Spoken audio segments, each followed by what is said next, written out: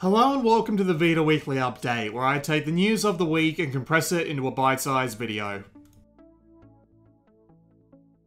NeuroVoider, a twin-stick roguelike shooter previously released on consoles and PC, may be coming to the Vita soon if a tweet from Flying Oak Games is anything to go by.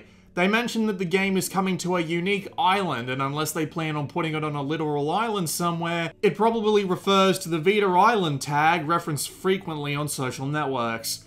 No other details just yet, but they promised an announcement soon.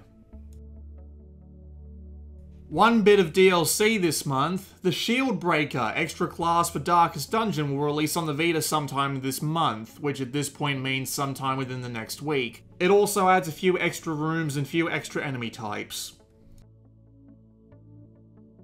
Dragon's Crown Pro is launching on PlayStation 4 in February in Japan, and along with it will come a patch for the Vita version that enables crossplay and cross-save, and adds new features like naming bags and settings such as only displaying damage effects for enemies you damage.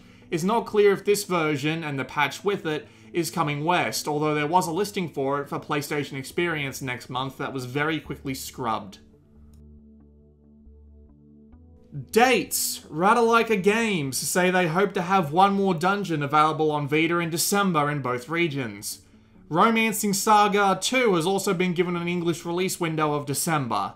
And Under Night In-Birth EXE Latest is releasing a bit later than expected, with both territories getting it on the 9th of February next year.